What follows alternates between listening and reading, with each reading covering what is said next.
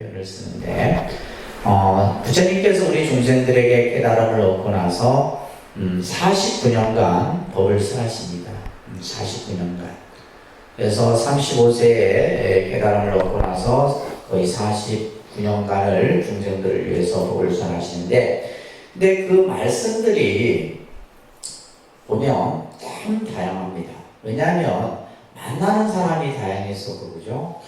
어떤 신분, 인종, 계급, 그리고 뭐 성, 또 예를 들면 우리가 말하는 때로는 어린아이를 만날 때도 있었고, 청년을 만날 때도 있었고, 가난하고, 또 뭐 왕을 만날 때도 있었고. 그러니까 만나는 대상이 다양하다 보니까 그 교설들이 다양합니다. 다양하고, 그렇지만은 이제 여러분들이 이 기본적으로 배우는 오늘부터 해서 한 2, 3주의 내용이 핵심 교설이에요. 불교의 교설의 핵심입니다.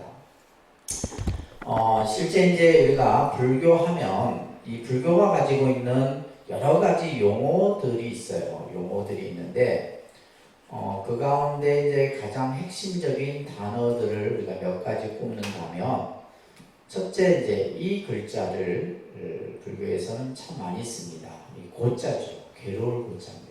고라고 하는. 그래서 부처님께서는 중생의 현실을 일체는 괴로움이다 이렇게 말씀하셨어요. 우리가 사는 이 삶은 뭐예요? 괴로움인 거예요. 우리가 살고 사는 자체가 괴로움이다 이 말이에요. 근데 우리는 뭐예요? 이 괴로움의 현실 속에 살아가면서 자꾸 우리는 뭐예요? 괴로움에서 벗어나려고 발버둥을 치죠. 근데 그 발버둥 치는 방법이 잘못된 거예요. 그래서 고라고 하는 글자, 그 다음에 모든 것은 변한다라고 하는 이 무상이라고 하는 이 개념이 중요해요. 그러니까 무상. 우리가 무상이라는 이 용어는 더덥다, 허무하다 이런 뜻이 아니고 변한다 이런 뜻이에요. 모든 것은 뭐 한다? 변한다 이 말이에요. 근데 우리는 뭐요? 변하면 안 되는 줄 알아요. 일체는 그냥 이것이 뭐 예를 들면 내가 변하고 싶지 않다 해서 또 안 변하는 게 아니에요. 이것은 하나의 어떻게 보면 우주의 원리고 이 세상의 법칙이에요. 이 세상은 뭐 한다? 변하는 거예요. 모든 존재는 변하는 거예요. 마음도 변하고 이 우주도 변하고 우리의 생각도 변하고 다 변해요. 그러니까 변합니다. 그러니까 여러분들은 왜 마음이 변해? 마음이 변하는 거예요. 그래서 무상이라고 하는 이러한 용어들이 이제 중요한 개념이고, 또 하나는 뭐냐면 무아라는 용어예요. 그런데 무아라는 말은 나라는 실체가 없다 이런 거예요. 근데 우리는 나를 주장해요. 나라는 생각 속에서 모든 것을 다 만들어냅니다. 근데 부처님께서는 나라고 할 만한 실체가 없다. 나를 부정하는 게 아니에요.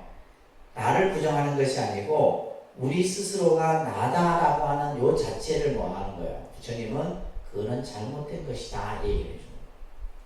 그러니까 요 지금 이 고라고 하는 이 개념과 무상, 무아 이 세 가지를 잘 이해를 하면 불교가 쉽다는 거예요. 불교가 쉬운 게 아니라 세상이 쉬워요. 세상을 살아가는 지혜가 생기는 거예요. 근데 이 개념을 우리는 잘 몰라요. 자, 오늘 이제 배우는 내용이 바로 그러한 요 내용입니다. 이것을 이제 우리가 흔히 불교 교설에서 삼법인이라고 하는 용어를 써야 됩니다. 삼법인. 네, 꼭 기억하세요. 삼법인이라고 하는 용어인데, 법이라고 하는 것은 진리 이런 뜻이고요. 인이라고 하는 것은 인증 이런 뜻이에요. 우리가 도장을 딱 찍어놓은. 그래서 삼법인은 세 가지 변하지 않는 진리 이런 뜻이에요. 이것은 누구에 의해서 만들어진 것도 아니고 또 누군가가 변화시킬 수 있는 것도 아니에요. 이것은 정해져 있는 변하지 않는 그러한 진리다 이 말이에요. 그래서 법인이라는 말은 결정코 확실히 그러하고 다시 변경할 수 없다라는 가르침의 뜻을 가지고 있는 겁니다. 자, 이것을 이제 부처님께서는 세 가지로서 설명을 하고 있어요. 여기서 이제 하나 여러분들이 중요한 또 용어를 하나, 우리가 이 법이라고 하는 글자예요. 법. 이 한자 문화권에 사는 우리들은, 그러니까 우리가 지금 한글이라는 우리나라 그린 한글을 사용하지만은 한글의 80%는 한자어예요. 그러니까 실제 여러분들이 예를 들면 명사라든지 그죠, 고유명사 이런 것들은 전부 뭐예요? 순수 한글이 그리 많지 않아요. 다 뭐예요? 한문인데 한글로 표기할 뿐인 거지. 그래서 중국, 우리나라, 일본은 한자 문화권이에요. 이 문화 자체가 한자 문화권입니다. 그러니까 이 한자를 모르면 뭐예요? 어렵다는 거죠. 그러니까 예를 들면 요즘에 이제 신문도 이제 한글이 이제 주로 표기가 되고 또 한자가 간혹 병기해서 표기되기도 하지만은 옛날에는 뭐예요? 학교 신문 읽다가 한자 나오면 뭐예요? 뛰어넘어가고 읽고 그랬잖아요. 모르니까. 그래서 우리나라가 한자 문화권인데, 한자는 이 글자 속에 다양한 뜻을 가지고 있어요. 하나의 뜻을 가지고 있는 것이 아니라 그때그때 상황에 따라서 글자의 뜻이 달라요. 그러다 보니까 좀 어려운 거죠. 그죠? 한 가지 뜻만 가지고 있으면 그런 뜻이구나 이해하면 되는데, 뭐 이렇게도 쓰이고 저렇게도 쓰이고 다양하게 쓰이는 거예요. 예를 들면 이 글자는 뭐예요? 법자죠. 그죠? 그러니까 이제 법 하면 뭐냐? 첫 번째는 법칙, 규범 이런 뜻을 가지고 있어요. 그죠? 우리가 그래서 일반적으로 법하면 어떤 법칙이나 규칙이나 규범 이런 뜻을 가지고 있어요. 두 번째는 이 법이라고 하는 것은 현상이라는 뜻도 갖고 있어요. 현상이라는 것은 나타난 모습, 내 눈에 보여지는 것은 이것을 이제 법이라고 하는 글자 속에서 우리가 이제 이해할 수가 있습니다. 그리고 또 이 법이라고 하는 글자 속에서는 이제 주로 이제 불교에서 많이 이 의미도 일본 의미도 많이 사용하지만은 여기서 말하는 현상. 그래서 이 앞에다가 일체라고 하는 말을 쓰면 일체, 한자는 일체. 일체는 뭐예요? 모든 것 이런 뜻이죠, 그죠? 그러니까 전부 이런 뜻이에요. 그래서 일체라는 이 한자하고 같이 쓰여지는 한자어가 있는데 이 글자예요. 이 제자는 제자, 모든 제자예요. 모든 제자. 그죠? 내용도 어려운데 뭐 한자까지 공부하니까. 따라서 모든 제, 모든 이런 뜻이죠. 그러니까 일체라는 말도 뭐예요? 모든 이런 뜻이에요. 그래서 따라합니다. 제법, 따라합니다. 제법, 일체법. 이 개념이 부처님 교설에서 가장 많이 나오는 말이에요. 일체법, 제법. 이것은 무슨 말이냐면, 우리가 내 눈에 보여지는 모든 현상은, 일체는 이런 뜻이에요. 그렇게 이해를 하셔야 돼요. 일체법, 일체법 이런 말을 쓰는데, 이 세상의 이치라는 것은 현상이에요. 이 세상에 우리가 눈앞에 보여지는 모든 것들은 뭐예요? 이것을 일체법이라 한다. 자, 그 다음에 따라합니다. 일체법의 실상, 그런데 실상이라는 용어가 있는데, 그런데 실상. 실상이라는 말은 무슨 말이에요? 참모습 이런 뜻이에요.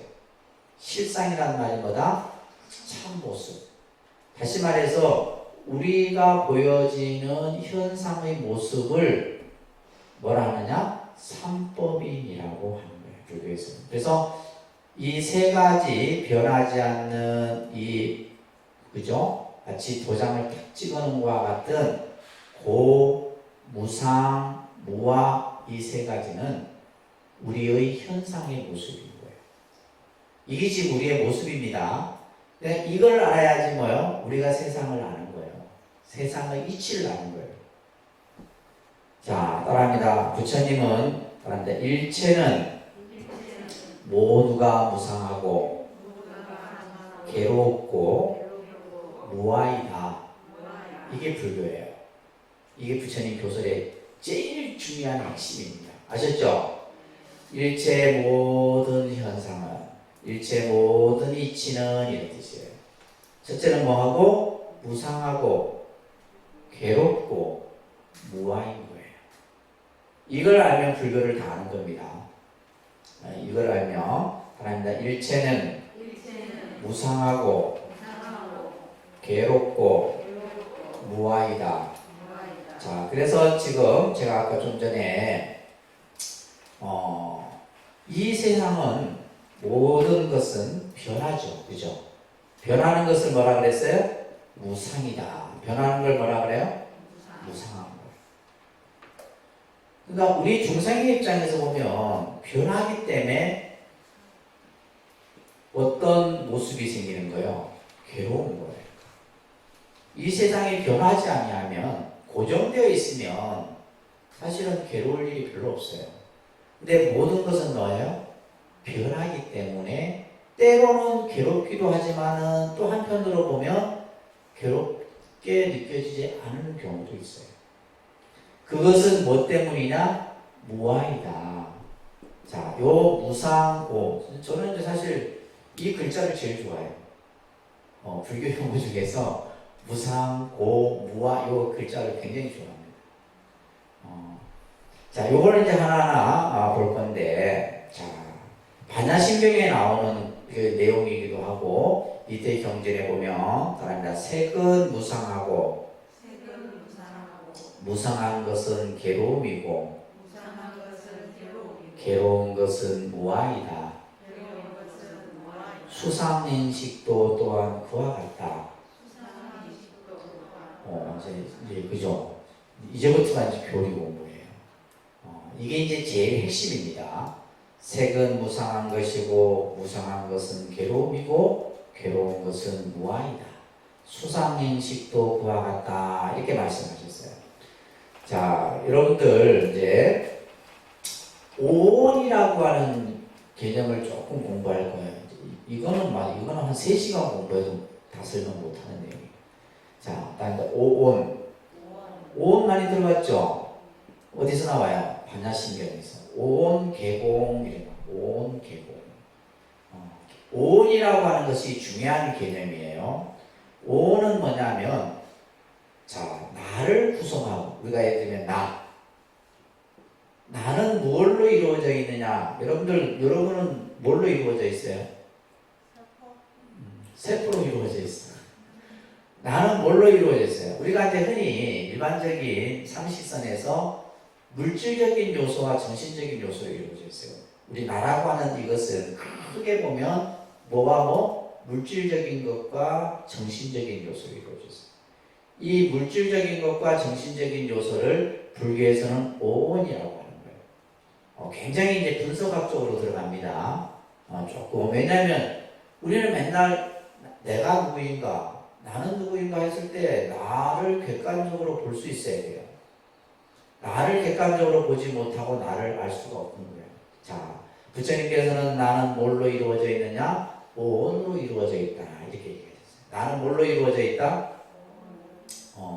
그러니까 여러분들 스스로를 바라보시면 됩니다. 나라고 하는 것은 뭘로 이루어져 있다? 오온으로 이루어져 있어요.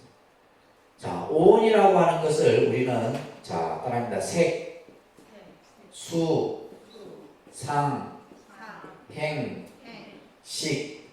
이거 외우셔야 돼요. 따라합니다. 색, 수, 상, 행, 식. 이거 외우셔야 됩니다.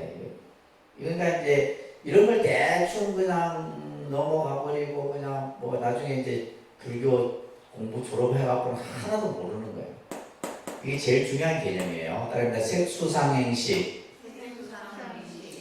나를 구성하는 5가지인데, 자, 이 한자로 쓰면 색이에요. 색. 색은 이것은 뭐예요? 물질적인 거예요. 물질. 근데 이 물질이 몇 가지로 이루어져 있냐라고 했을 때 불교에서는 4가지의 요소로 이루어져 있다. 물질은 몇 가지 요소? 이것을 사대라고 합니다. 뭐라 한다고요? 사대. 그러니까 내 이 몸뚱아리를 얘기하는 거예요. 이 몸뚱아리는 뭘로 이루어져 있느냐? 4가지 요소로 이루어져 있다. 4가지 요소가 뭐냐? 따라합니다. 지수화풍. 그렇죠. 외우기 쉽죠? 따라합니다. 지수화풍. 지수화풍이에요. 그러니까 우리가 예를 들면 내가 뭘로 이루어진지도 모르고 맨날 내가 누구인가 이렇게 찾고 있잖아. 그러니까 나를 먼저 객관적으로 분석을 해주는.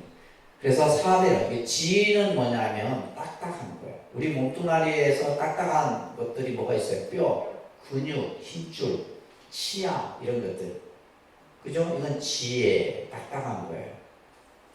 수는 뭐예요? 물이죠, 물. 우리 몸의 80%가 뭐예요? 수분이에요, 수분. 혈액, 침, 뭐 전체, 이런 것들. 그죠? 우리 몸의 80%가. 그러니까 불교가 이게 얼마나 과학적인 설명들을 담고 있는지 아세요? 나라는 것을 일단 현상학적으로 분석을 하는 거예요. 그리고 화는 뭐냐면 불인데, 이 불이 뭐예요? 우리 요즘 애들 여러분들 뭘 줘요? 열 체크 하잖아요. 열 체크. 사람의 몸에, 그죠? 저는 항상 내가 36.4도. 좀 몸이 컨디션이 안 좋으면 36.5도. 우리 열 체크하죠, 그죠? 이게 불이에요, 불.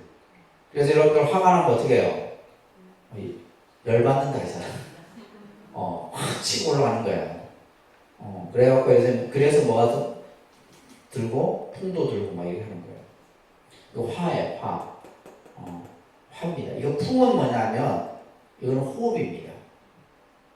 그죠? 여러분들 마스크 끼고 있으면 답답하잖아요. 숨을 우리는 뭐예요? 들여 마셔야 되고, 내쉬어야 되고, 풍이에요. 이 공기에 의해서. 공기에 의해서 이게 풍입니다.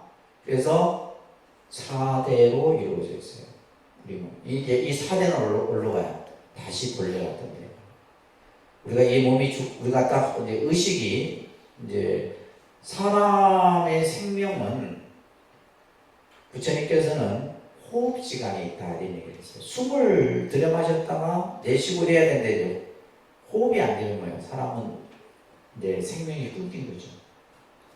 우리가 죽고 나면 이 몸뚱아리는 사실 아무 쓸모 없는 겁니다. 이 몸뚱아리는. 그래서 이제 금방 서서히 이제 우리는 뭐예요? 몸이 어떻게 돼요? 굳어져 가고, 그죠? 식어가죠. 몸에 이제 모든 기운이 싹 전지가 돼요. 근데 사람이 마지막에 가장, 그러니까 예를 들면 의사가 임종하셨습니다 하지만은 몇 시간 동안 더 지속되는 기관이 하나 있는데 그게 뭐냐면 청각이에요. 청각은 계속 유지됩니다. 그래서 우리가 예를 들면 의식이 끊겼다 해서 그 상대가 그죠? 임종 대상자가 아닌 게 아니라 청각은 계속 들려요. 청각이 마지막에 이제 닿기는 거예요. 그래서 사실은 이 몸뚱아리는 본래 왔던 곳으로 다시 돌아갑니다. 화장을 하든 내장을 하든. 아시겠죠? 이 몸뚱아리를 우리는 뭐예요? 한평생 끌고 다니는 거예요. 먹이고, 입히고, 어쨌든 간에 그냥 보존하려고 노력하는 거예요. 그래야죠. 그것을 하는 게, 유지하는 게 우리는 뭐예요? 건강인 거예요. 이 몸을 건강하게 잘 유지하고 끌고 다니는 거예요. 이거 뭐예요? 이것을 우리는 색이라는 거예요. 불교에서 색. 나머지 수상행식은 이거는 뭐냐면 정신적인 요소예요. 정신적인 요소인데 이걸 잘 이해하면 재밌습니다. 재밌어요. 수는 이거는 뭐냐면 느낌이에요. 느낌. 그죠? 사람은 감수작용이라 해서 보든 듣든 느끼든 간에 우리가 예를 들면 뭐 맛을 느끼든 눈으로 보든 간에 뭐가 느껴져요? 예를 들면 눈으로 봤을 때 좋다, 싫다, 그저 그렇다, 이게 삼수라고 해요. 이 세 가지의 느낌이 일어납니다. 크게는, 그죠? 어떤 것을 보든, 이게 참 좋네, 별로다, 별로 나빠, 이런 식으로. 이게 수의 작용입니다. 아셨죠? 그 다음에 요 작용이 중요한 거예요. 이 상인데, 이 상이, 이 모양에다가 마음심자를 붙여서 이것은 표상작용이라는데, 이게 중요한 의식의 정신 요소에서 중요한 부분이에요. 이 상은 뭐냐 하면 이미지를 떠올리는 거예요. 이미지. 우리가 예를 들면 사람을 봐도 뭐예요? 저 사람 선하다, 악하다, 저 사람 사기꾼 같아, 저 사람 되게 착할 것 같아. 이거 뭐예요? 내 의식에서 상의 작용이 일어나는 거예요. 그리고 예를 들면 우리가 물건을 보든 뭘 하든 간에 뭐요? 이것 또한 뭐요? 쉽게 해서 이거예요. 여름에 물을 보면 우리는 뭐예요? 내가 물을 손을 대지 않았어도 우리는 뭐예요? 시원하다고 느끼죠. 이게 상이에요. 예를 들면 이제 겨울에는 춥다고 느끼잖아요. 똑같은 물인데도 불구하고 여름에는 시원하다고 느끼고 겨울에는 찼다고 느낀단 말이에요. 뭐의 작용이에요? 상이에요. 꿈도 상의 작용이에요. 어떤 내 생각 속에서 내가 여러분들이 막 낮에 보고 듣고 했던 것들이 이게 없어지는 게 아닙니다. 여러분들이 눈을 깜빡깜빡 하는 게 전부 뭐 하는 거예요? 저장하는 거예요. 저장. 눈을 깜빡깜빡하고 보고 듣고 막 하잖아요. 이게 전부 내 식 속에 전부 저장이 돼요. 그러다가 잠을 자면서 뭘로? 이미지화 되는 거예요. 이게 우리가 흔히 말하는 꿈이라고 하는 거예요. 상의 작용이에요. 그 다음에 행위라고 하는 것은 뭐냐면 이거는 뭐냐면 움직임이에요. 생각이 뭐예요? 생각이 한순간에 딱 고정되어 있는 게 아니라 순식. 그죠? 그래서 이제 경전에 보면 한 생각 가운데 900생멸이 일어난다 이런 말이 있어요.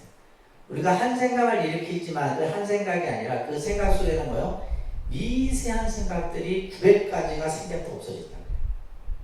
그러니까 여러분들의 생각이 얼마나 복잡한 거예요. 복잡할 수밖에 없어요. 그러니까 우리가 지금 느끼는 것은 표면적인 것에 대한 의식이에요. 그게 아니고 무의식, 그러니까 내가 의식하지 못하는 또 다른 의식 활동들이 엄청 일어나는 거예요. 그래서 우리가 이제 마음이라고 하는 이 이제 어떤 행위라고 하는 것은 우리가 생각이 한 생각이 딱 생겨요. 한 생각이 일어났다가 생각이 머물러요. 그리고 생각이 어떻게 하냐면 옮겨. 이것을 이라고 그러고 마지막에 없어져. 근데 이 생주이멸하는 이 생각이 찰나만에 일어나는 거예요. 찰나라는 용어는 마하, 속도를 치면 우리가 셀 수 없는 1초보다도 0.000000001초의 시간 단위를. 그것을 불교에서 뭐라 한다? 찰나라고 해요. 찰나. 그러니까 순간순간, 찰나 이런 표현을 쓰는데 그 생각의 생주임해라는 그 과정들이 그렇게 나타납니다. 이게 행위예요. 생각은 계속 움직입니다. 그리고 마지막에 이제 식이 뭐냐면 이건 이제 인식작용이에요. 인식작용. 자, 여러분들 보세요. 처음부터 우리가 이게 책인 줄 알았어요. 우리는 태어날 때 책인 줄 몰라요. 뭘 통해서 보고 듣고 느끼는 과정 속에서 우리는 그것을 이제 하나의 어떤 명사화해서 그걸 이제 익히는 거죠. 그래서 이제 어린아이들은 제일부터 뭐부터 익혀요? 그림책. 그림을 통해서 이건 비행기, 이것은 익히잖아요. 그렇잖아요. 그죠? 그리고 이제 거기서 한 단계 더 나아가면 뭐예요? 실질적인 물건을 보여주고 이제 익히도록 하는 거예요. 그리고 뭐 하면서 내가 느끼면서 손으로 접촉을 하든 오감 작용을 통해서 이제 학습을 배우는 거예요. 그래갖고 우리는 뭐다? 이것은 노트북이다. 이것은 뭐다. 이름을 만들어버리는 거죠. 그것이 이제 우리 생각 속에 다 저장이 돼요. 그런 것들을 우리가 인식작용이라고 해요. 아셨죠? 그래서 수상행식은 이건 전부 뭐다? 정신적인 영역에서 이루어지는 것들이에요. 그리고 색은 뭐고? 물질적인 요소. 자, 그래서 부처님께서는 이 색이라고 하는 것, 물질은 뭐 한 거예요? 무상한 거예요. 물질은 뭐예요? 변하잖아. 우리 몸뚱아리 변해 안 변해요? 변한다는 거예요. 우리가 변해.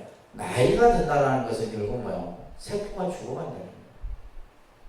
그러니까 젊다라는 것은 새로운 세포가 만들어지는 것이고. 그러니까 우리가 예를 들면 이제 머리가 휘어지고, 그죠? 우리가 예를 들면 그러잖아요. 피부에 탄력. 내가 손가락으로 딱 눌렀을 때 이게 이제 튕겨나오는 속도가 빠르다는 얘기에 따라서 이게 세포가 죽어가고 그 편하죠, 그죠? 피곤합니다.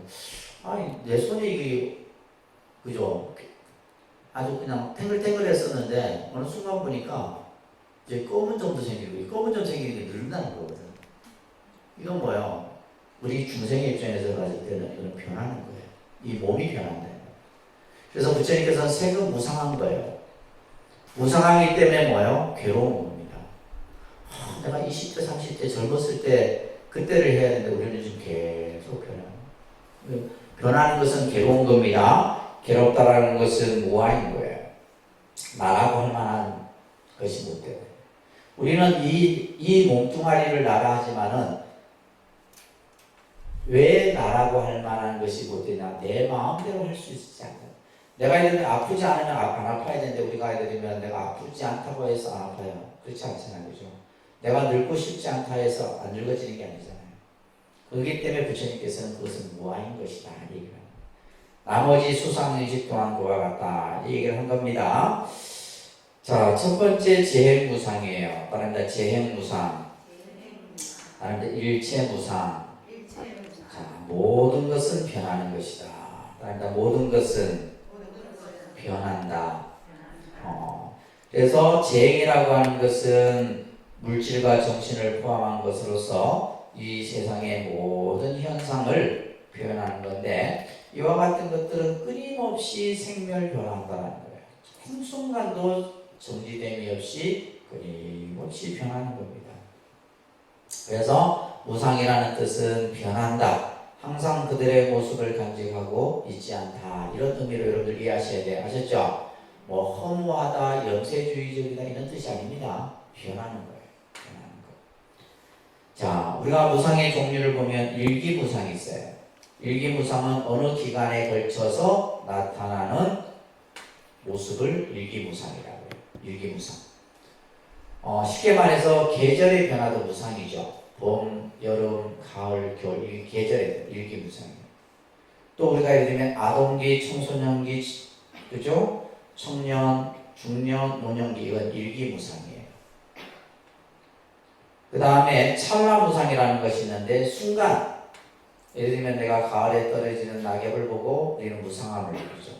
이 찰나무상이에요. 아니면 고대 유적을 보거나 또 우리는 뭐요? 부모의 임종을 봤을 때 느끼는 그 순간에 세상은 무상한 거예요. 그죠? 허무하다. 변하는 거예요. 그래서 이러한 무상의 종류들이 있는데 자, 그런데 이제 중생들은 지금 교재도 나와 있듯이 모든 것을 뭐하다고 생각해요? 변하지 않는다라고 생각해요. 뭐에 대해서? 내가 가진 권력, 재산, 자식, 부, 명예 이런 것에 대해서 변하지 않는다라는 생각을 하는 거예요. 그래서 부처님께서는 이 세상의 현실은 무상한데 우리 중생들은 뭐요? 변하지 않아. 영원해. 나는 늙지 않아. 나는 죽지 않아.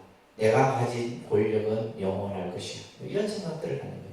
그러니까 그로 인해서 이제 많은 괴로움들이 나타나게 되는데 자, 부처님께서 무상설을 설한 이유가 있어요. 첫째, 우리의 전도된 생각이란 말은 잘못된 생각, 뒤집혀진 생각을 전도된 생각이라고 해요. 세상은 변하는 이치인데 자꾸 우리들은 뭐요? 변하지 않는다 이런 생각을 갖는 것을 깨우치게 한 거예요. 둘째, 불교의 무상설은 감상주의나 허무주의가 아닙니다. 그러면 뭐예요? 우리의 올바른 인생관을 확립하기 위해서 우리가 지금 살고 있는 현실의 모습, 현실의 실상을 바로 직시하기 위해서 그래서 우리가 바로 보라는 거예요. 지금 우리가 살고 있는 지금 우리의 모습, 우리의 지금 상황을 바로 보라는 거예요. 세 번째는 자, 무상하기 때문에 때로는 슬픈 일도 생기죠. 그렇지만 무상하기 때문에 우리는 뭐요? 불행했던 사람이 행복해질 수 있는 거고 행복했던 사람이 불행해질 수도 있는 거예요. 이건 변하는 이치 속에서 나타나는 겁니다. 자, 그래서 모든 이치는 무상하다는 거예요. 그래서 이제 그 밑에 보면 경전에서 나오는 이야기들을 쭉 해놨습니다. 부처님이 기원정사에 계실 때 라다라고 하는 제가 신자가 부처님이시여 무상을 저희가 어떻게 이해하면 좋겠습니까? 라고 묻죠. 그죠? 이때 라다야 우리 육체는 무상한 것이고 그죠? 또한 뭐다? 정신 또한 무상한 것이다. 아까 수상행식 배웠죠, 그죠? 모든 것은 무상한 것이다. 그래서 무상함을 먼저 철저하게 우리 깨닫는 것이 중요한 겁니다. 그리고 이제 그 밑에 보면 실제 바닷물의 양하고 우리가 태어나고 죽고 하면서 사랑하는 사람과 만나고 헤어지면서 흘렸던 눈물의 양을 비교했을 때 어느 것이 더 많느냐? 바닷물의 양보다 더 많다는 거예요. 그래서 이제 그 다음 페이지 보시게 되면 우리들이 눈물의 양은 이 세상 모든 바다의 물을 합쳐놓는다 할지라도 비교도 안 된다. 그만큼 이 세상은 무상한 현실 속에서 무상하기 때문에 우리는 뭐요? 괴로움이라고 하는 현실을 맞이하는 겁니다.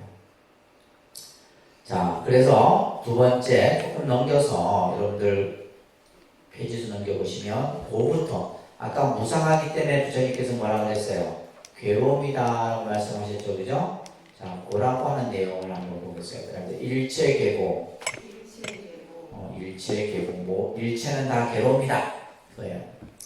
자, 여러분들 불교의 교설에 있어서 부처님이 우리들에게 어떤 말씀을 해 주셨는가라고 여러분들이 이해를 하려고 하면 부처님께서는 우리가 살아가고 있는 현실, 우리 중생의 현실을 우리 스스로가 바로 깨닫도록 해주신 거예요. 불교는 그래서 예를 들면 다른 종교는 뭐 신이 어떤 뭐 인간을 구제하고 구원하고 이런 개념이라면 불교의 개념은 그게 아닙니다. 우리가 세상을 살아가면서 지금 살고 있는 우리의 현실을 우리 스스로 바로 보고 그것을 통해서 삶을 좀 더 뭐요? 유익한 쪽으로 만들어 가도록 설해 놓은 것이 불교의 가르침이에요. 그래서 제일 처음에 이제 부처님께서 우리 중생의 현실을 뭐로 봤다는 거예요? 괴로움의 모습으로 본 거예요.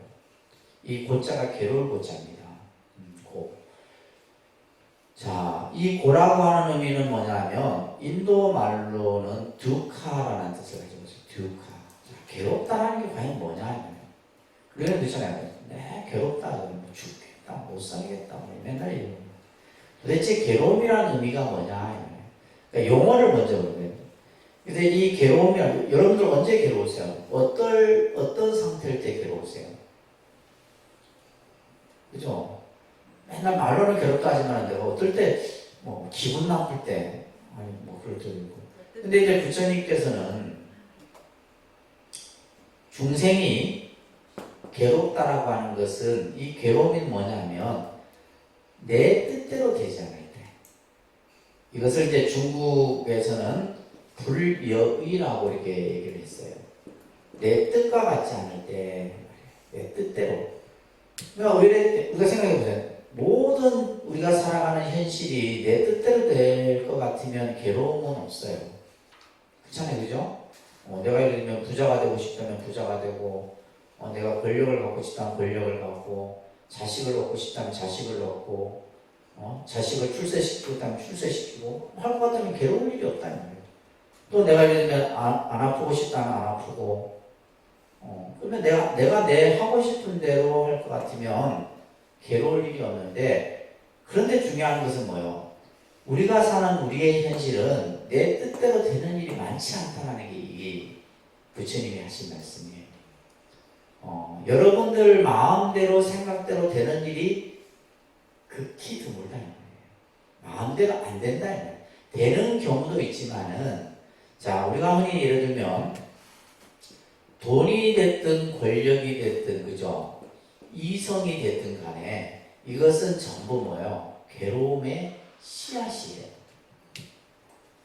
예를 들면 돈도 적당히 있으면 되지 이게 많으면 뭐예요? 이건 서로 죽고 죽이는 일이 생깁니다. 무슨 말인지 아시겠어요? 안 써봐서 모르시네요. 이거 돈도 많으면 괴로운 거예요. 이게 왜냐하면 갑자기 없으면 의심도 걱정이 없을 건데 어저께도 제가 서울에 어느 스님께서 이제 저희 부서 이렇게 공양을 하라고 큰 돈을 주셨어요. 이걸 어떻게 놔둬야 되지? 이러면서 이제 놔둘 데가 없는 거예요. 왜냐면 은행에 뭐 넣으면 되는데 넣을 수 있는 상황도 안 되고, 그래서 책 속에 집어넣을까 하다가 에이 그냥 놔두고 왔는데, 그런 뜻이 뭐냐면 이런 것들도 권력도 마찬가지. 이거 유지하기 위해서 얼마나 괴로움이 생겨요. 이성도 마찬가지예요. 자식도 그죠? 자식도 어떨 때 보면 왼수, 또 무자식 상팔자 이런 말도 있잖아요.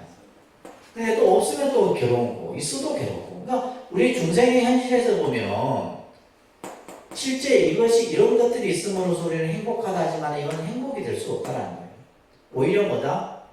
불행의 원인이 될 수 있는 요소가 더 많다는 거예요. 근데 이것이 예를 들면 우리가 내 마음대로 어느 정도 적절하게 되면 되는데, 우리는 뭐예요? 그게 안 되잖아요. 예를 들면 여러분들에게 얼마면 행복할 것 같느냐? 뭐 10억 있으면 행복 같으세요? 천만에 말씀. 10억을 가지고 인간은 뭐예요? 20억을 만들려고 합니다. 그러니까 행복이 질 수가 없는 거예요. 그래서 부처님께서는 일체는 모든 것이 괴로움이다. 그래서 우리가 이제 고에 따라 일체가 무상하다면 무상한 것은 괴로움이다. 무상하기 때문에, 변하기 때문에 괴로운 거예요. 돈이 됐든 명예가 됐든 권력이 됐든 이것은 그죠? 변하는 겁니다. 변하는 속성을 가지고 있는 거예요. 그래서 고라고 하는 뜻을 듀카라고 하는데 힘이 든다 이런 뜻이에요. 그러니까 이제 힘이 든다. 우리가 예를 들면 그러니까 삶이 힘들다라는 표현이 뭐냐면 괴로움의 지금 내 심적 상태를 표현하는 거예요. 그죠? 힘든다. 그래서 저도 이제 간혹 뭐 이게 힘들다라는 말을 잘 하는데, 힘들다까지만 하면 되는데 우리는 뭐요? 힘들어 죽겠다까지 하거든. 죽겠다는 표현은 좋은 게 아닌데, 힘들다. 그래서 우리는 더워도 힘들고, 뭐 추워도 힘들고, 다 힘들어. 배가 부르면 배가 불러서 힘들고, 그죠? 배고프면 배고파서 힘들고, 다 힘들어. 그래서 힘이 든다라는 상태예요. 자, 그런데 이제 이러한 고의 종류가 있는데, 첫째가 뭐냐면 육체적 감각의 괴로움이에요. 그죠? 우리가 예를 들면 몸이 아파서 생기는 괴로움을 말하는 거예요. 그 다음에 파괴나 손실에 의해서 생기는 괴로움들. 이건 예를 들면 우리가 이제 여러분들 같은 경우 뭐 재해나 이런 것들을 안 경험해봐서 모르시겠지만은, 일본 같은 경우 뭐 쓰나미, 대지진이라든지, 그죠? 뭐 홍수라든지 화재라든지 이런 어떤 피해에 의해서 생기는 그 상실감은 엄청납니다. 그러니까 안 느껴본 사람은 잘 몰라요, 사실. 이런 것들이 이제 괴고라고 해요. 행고는 다 괴로움이에요. 그래서 우리가 이제 불교에서는 사고 팔고라는 개념이 있는데, 첫째가 이제 생로병사입니다. 따라합니다. 생로병사. 생로병사의 괴로움인데, 그 다음 한 페이지 더 넘겨보세요. 한 페이지 넘겨보시면 고성제라고 하는 내용이 있죠, 그죠? 자, 따라합니다. 어떤 것이 고성제인가? 생로병사는 고다. 그죠? 태어나고 늙고 병들고 죽는 것, 이게 이제 우리 중생의 가장 근본적인 괴로움이에요. 이거는 누구나 다 겪어야 되는 거예요, 그죠? 이것은 뭐 돈이 있건 권력이 있건 상관없이 누구나 다 똑같이 겪는 괴로움이에요. 그러니까 생로병사, 생로병사가 이게 이제 이것을 근본 괴로움이라고 해요. 그 다음에 한자로 되어 있는데 원증해고라고 해요. 그러니까 원증해고. 이 원증해고가 뭐냐면 미운 사람이 어느 날 만나요. 미운 사람이. 다시 말해서 뭐예요? 원수가 외놈을 하겠습니다. 근데 이게 뭐냐면 실제 제가 아까도 얘기했지만은 간혹 보면 우리가 예를 들면 부부면 얼마나 좋은 인연으로 부부가 됐어요. 근데 나중에 보면 뭐예요? 서로 죽고 죽이는 관계가 되죠. 그건 뭐예요? 원수관계입니다, 사실. 그래서 우리가 그 보면 이제 궁합 이런 데 보면 원친살, 무슨 살이잖아요, 그죠? 그런 걸 이제 그냥 서로 만나서는 안 되는. 근데 이게 부부만 있는 게 아니라 부모 자식 간에도 있고 친구 간에도 있고 그죠? 있어요. 이런. 그러니까 미운 사람이 서로 근데 꼭 보면 안 만나야 될 사람이 꼭 만나요. 저도 이제 이런 경우를 살면서 여러 번 경험했는데 그래서 내가 느낀 건 뭐예요? 원수를 만들지 말자. 미운 서로 이렇게 안 좋은 감정을 만드시면 안 돼요. 나중에는 반드시 만납니다.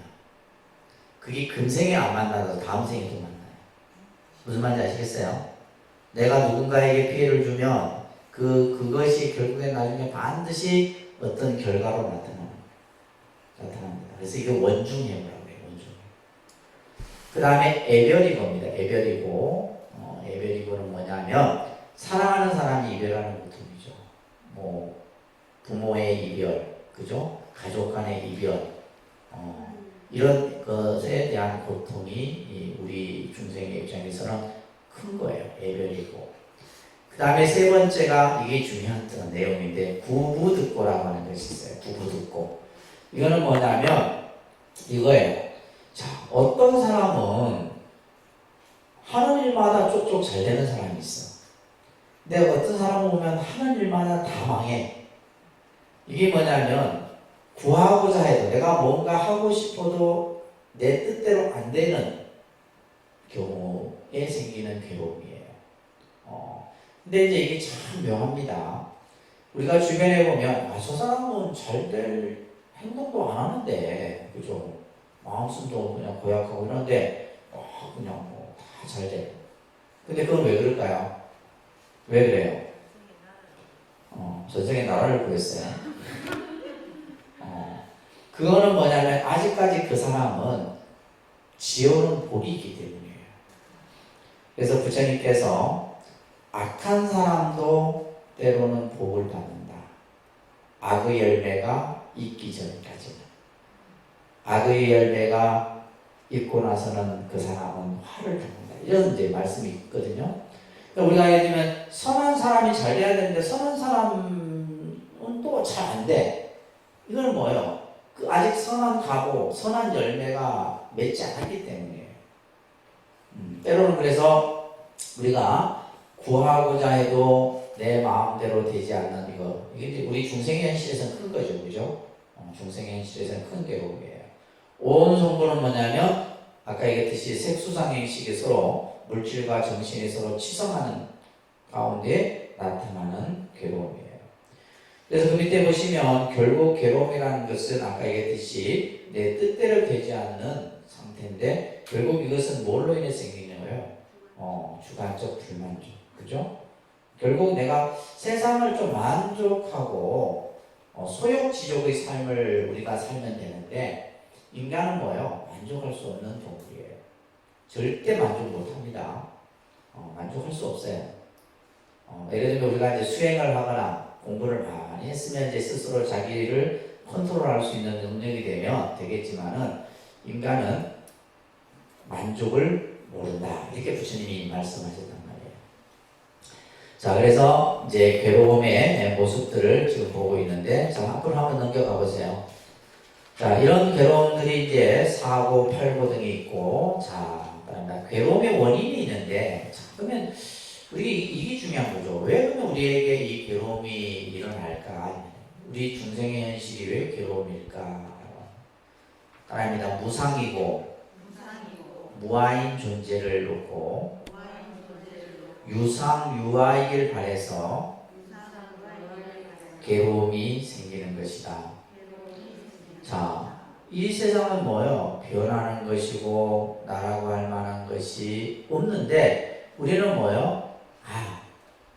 돈이 권력이든 돈이든 물질이든 간에 그것이 딱 내 거다라는 생각을 갖는 거예요. 이거는 영원할 거야. 이것으로 인해서 뭐예요? 괴로움이 생기는 거예요. 괴로움이 생기는 겁니다. 그래서 여러분들 이제 큰 스님들 법문 들으면 집착을 버려라, 나를 버려라 이런 말들 하잖아요. 그러니까 그런 말씀들이 전부 이걸 근본으로 다 얘기를 하는 거예요. 결국 우리 중생들의 뭐예요? 헛된 욕망이 근원이 되는 거예요. 그릇된 욕심. 전부 지금 우리가 사는 현실도 마찬가지잖아요. 적당히 벌고 적당히 먹고 적당히 쓰면 되는데, 그죠? 과하게 넘치게 살다 보니까 막 그냥 잡혀가고 그냥 소송당하고 이렇게 살잖아요. 이게 중생의 현실이에요.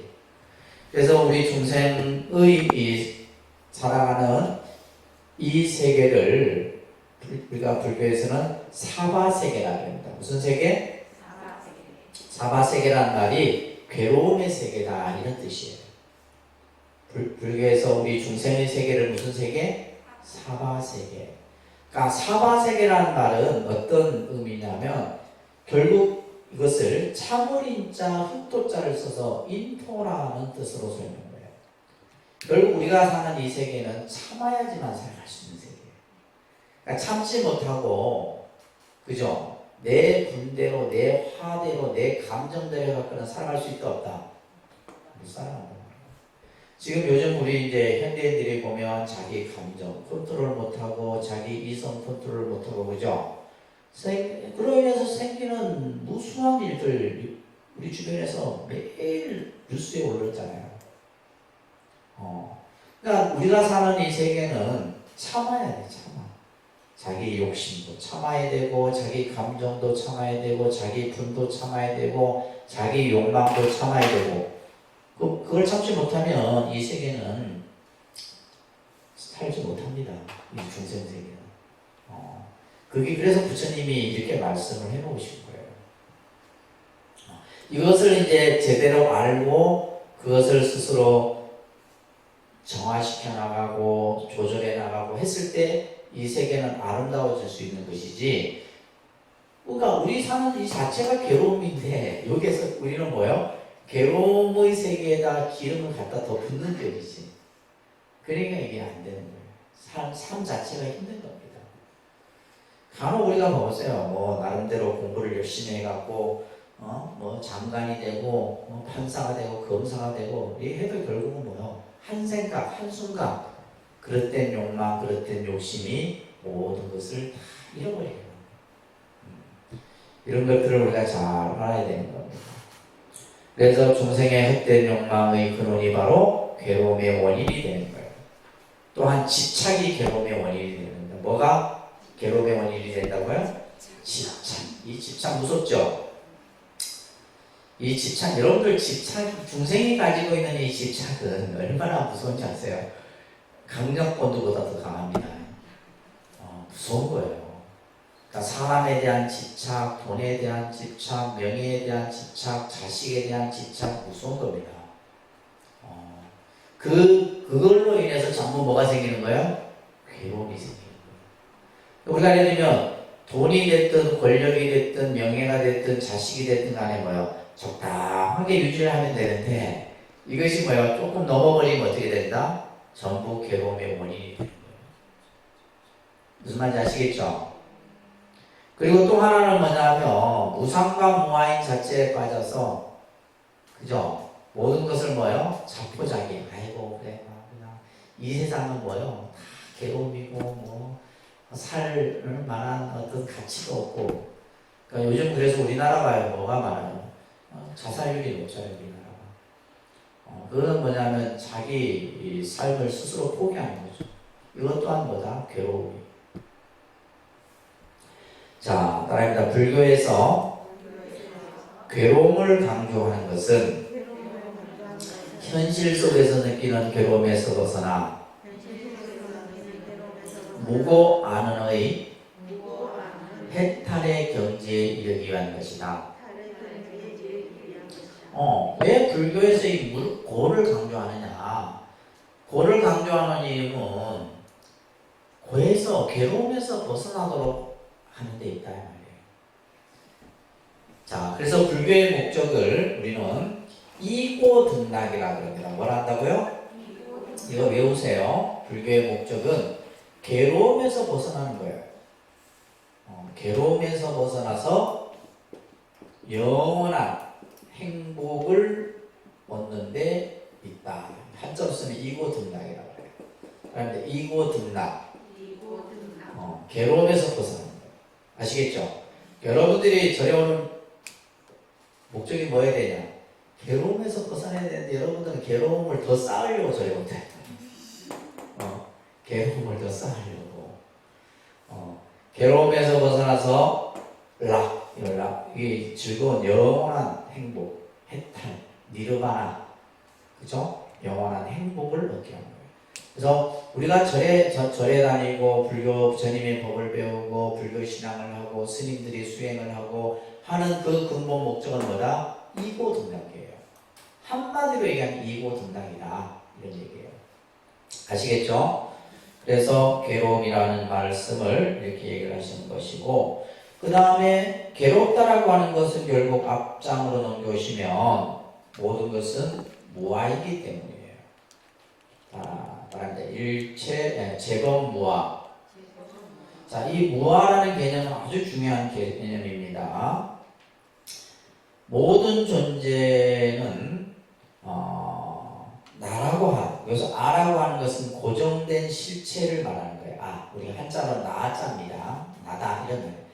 그러니까 나라고 하는 것이 고정되어져 있는, 이제 고정되었다라는 말은 딱 말 그대로 틀에 박혀 있는 그러한 모습이 아니다 이 말이에요. 아까도 뭐예요? 무상하기 때문에 우리는 뭐예요? 무아인 거예요. 변한다라는 겁니다. 자, 그래서 먼저 아까도 설명드렸듯이 나라고 하는 것은 온과 육군으로 이루어져 있다. 자, 그러니까 나는 무엇인가? 사문이나 바라문이 나의 실체를 헤아린다면 그것은 모두가 오치온에서 비롯된다. 그래서 나는 무엇으로 이루어져 있다? 온으로 이루어져 있다. 이렇게 먼저 기억하세요. 나는 뭘로 이루어져 있다? 온으로 이루어져 있다. 온이 뭐냐 했을 때 우리가 배웠죠. 뭐요? 물질과 정신적인 요소인 색소상행식으로 이루어져 있다. 이렇게 답을 할 수 있어요. 아시겠죠? 자, 그랬을 때 이제 우리는 나라고 했을 때는 두 가지의 특성을 가지고 있어야 돼요. 자, 왜 나라고 하는 실체가 없다라고 부처님이 말씀하셨냐면, 나라고 했을 때 첫째, 자, 주제에 상일성을 가져야 됩니다. 상일성. 그러니까 상일성. 상일성이라고 하는 것은 나라고 했을 때 나는 항상 그대로의 모습을 가지고 있어야 돼요. 근데 우리는 상일성이 없어요. 이 말은 무슨 말이냐면, 여러분들 그 사진 많이 찍으세요, 사진? 저는 이제 증명사진이 참 많아요. 제가 이제 출가하기 전부터 이제 다 사진들이 있는데, 사진을 보고 있으면 20대, 30대, 40대 정도 보면 다 틀려. 그쵸? 내 모습이, 지금 내 모습을 찾을 수가 없어. 뭐예요? 이게 뭐예요? 무상한 거예요. 변하고 있다는 거예요. 그러니까 예를 들면 얼굴도 변하고 다 변해요. 얼굴 표정부터 시작해서 모든 게. 그래서 나는 상일성을 가져야 되는데 우리는 뭐예요? 상일성을 갖고 있지 못하다. 그리고 예를 들면 만약에 이 육체를 가지고 나라고 했을 때, 그죠? 육체를 가지고 나라고 했을 때 무엇을 나라고 할 수 있느냐 이 말이에요. 예를 들면 20대의 모습을 가지고 나라고 할 수 있느냐, 아니면 나중에 여러분들이 죽고 나서 한 줌의 죄를 가지고 나라고 할 수 있느냐. 나라고 하는 상일성이 없는 거예요. 그렇기 때문에 나라고 할 만한 상일성을 우리는 갖고 있지 않아요. 근데 두 번째, 이게 더 중요해요. 주제성을 가져야 하는데, 주제성이란 말은 뭐냐면 내가 나라고 했을 때 내 마음대로 할 수 있어야 돼요. 주제성이란 말은 내 마음대로 한다 하는 거예요. 나는 늙기 싫어. 안 늙어야 돼요. 나는 병들기 싫어. 병이 안 들어야 돼요.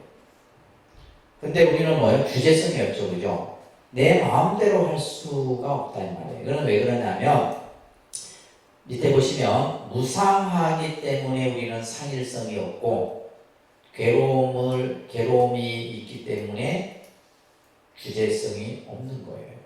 그렇기 때문에 부처님께서는 나라고 할 만한 참다운 그 실체가 없다. 이게 바로 이제 무아의 가장 기본적인 개념입니다. 나중에 이제 무아의 개념이 뭘로 발전되냐면 공으로 발전돼요. 공의 개념으로 발전돼요. 그래서 이 무아설은 불교의 특징적인 교설이에요. 부처님만의 교설입니다. 그래서 그만큼 무아설이 중요한 교설이에요. 자, 그 밑에 경전 구절을 한번 같이 따라서 눈이 만일 나라면 이 구절을 한번 소리내서 같이 읽습니다. 자, 시작. 큰 소리로 다시 시작. 이거 외우셔야 되는 거예요. 이거 외우셔야 돼, 경구. 자, 눈이 만일 나라면, 자, 소리내서 시작. 눈이 만일 나라면 핍박의 괴로움을 받을 까닭이 없고 이리저리 원하는 대로 할 수가 있습니다. 그러나 눈은 가담하기 때문에 핍박의 괴로움을 받고 원하는 대로 할 수가 없다. 귀, 코, 혀, 몸, 의지 또한 여러분들 눈으로 보는 거하고 소리내서 읽는 거하고 다릅니다. 자꾸 소리내서 경전은 소리내서 자꾸 읽으셔야 돼요. 우리는 자 보세요. 여러분들 몸에 있는 여러 신체의 기관들을 우리는 뭐라 그래요? 우리 중생은 보면 모든 것을 나라는 것을 이름을 붙여요. 그죠? 내 눈, 내 코, 내 귀, 내 몸. 또 이게 내 몸에 붙어 있는 것만 나라면 다행이야. 내 것도 아닌 건데 남의 것도 다 내 거란 말이야. 내 자식, 내 남편, 내 집, 내 돈, 내 차. 전부 뭐예요? 나라는 이름을 다 붙이는 거예요. 여기에서 문제가 생기는 겁니다. 내 몸도 내 게 아닌데 하물며 뭐예요? 다른 어떤 대상들도 잠시 그러면 그런 것들은 뭐냐면 잠시 인연이 있어서 만들어진 그 모습일 뿐이에요. 자식도 마찬가지고 남편도 마찬가지고.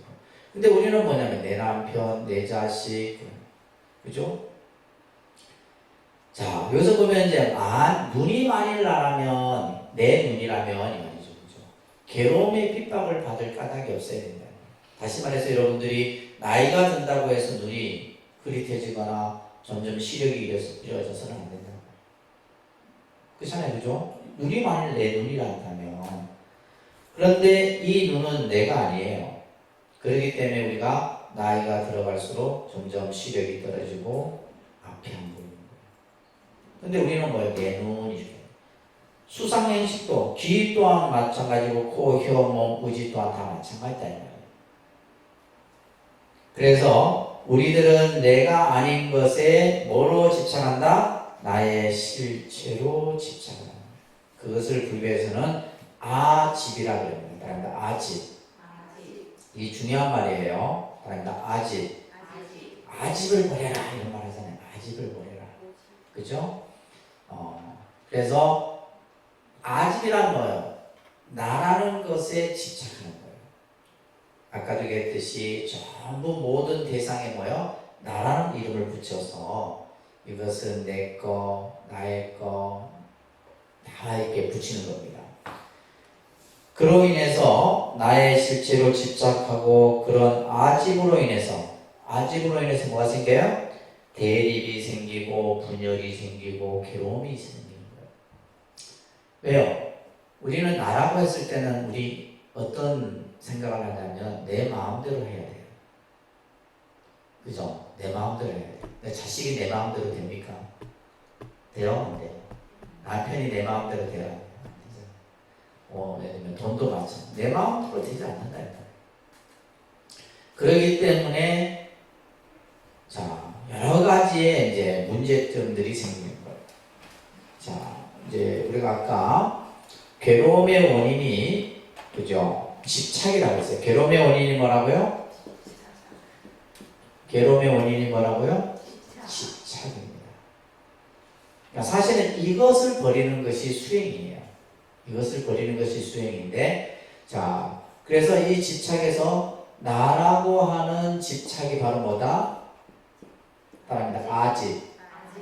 나중에 이제 법집, 뭐 이게 개념인데, 그거는 나중에 좀 공부하시면 되고, 이 나라고 하는 것에 의해서 생기는 아집에는 어떤 것들이 있냐면, 다양합니다.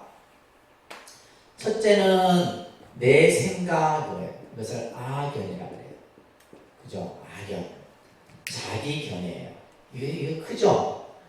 우리는 뭐냐면 자기 생각이 딱 필꽂히면 무조건 이거는 이제 타협의 여지가 없는 거예요. 자기 생각, 자기 견해, 자기 주장 이런 것을 아견이라고 해요. 그리고 두 번째가 또 뭐냐면 아만이에요. 아만 뭐요? 내가 최고다, 이거예요. 내가 잘났다, 나다 이런 거 아만이에요. 이거는 결국 뭐냐면 돈이 있거나 권력이 있으면 만들어지는 거죠, 그죠? 아만. 그리고 세 번째가 뭐냐면 아상이에요. 아상.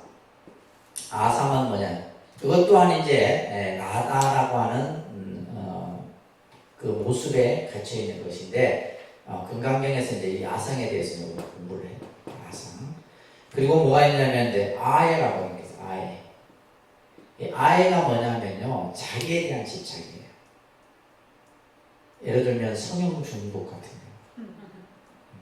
이건 아예입니다. 그러니까 성형 중독 하는 사람들 보면 끊임없이 고쳐, 끊임없이 고쳐도 안 이쁜데, 그죠? 계속 고치는. 이게 뭐냐면 그거는 집착 때문에 그런 거예요. 자기에 대한 집착 때문에. 이것을 아예라고 하는 거예요. 이게 전부 뭐다? 불교에서 아집의 범주 속에서 설명을 하는 거예요. 그러니까 이것을 없애는 것이 불교에서 수행의 아주 중요한 근본입니다. 예를 들면 여러분들이 절에 와서 절을 하는 것도 뭘 하기 위한 거예요? 아집을 버리기 위한 거예요. 내가 기도를 하는 거, 명상을 하고 수행을 하고 하는 거 전부 뭐다? 아집을 버리기 위한 공부예요. 아셨죠? 왜 스님들이 집착을 버려라, 아집을 버려라, 아상을 버려라 이런 말을 하는 이유가 다 여기 있는 겁니다. 자, 이것을 우리는 갖다 보면 금방 말씀드렸던 것이 대립이 생기고 분열이 괴로움이 생깁니다. 자, 그러니까 불교의 무화설은 절대적인 부정에 있는 것이 아니라, 그죠? 나를 부정하는 게 아닙니다. 나를 부정하는 것이 아니에요. 그게 뭐다? 참다운 나를 찾기 위한 기초작용.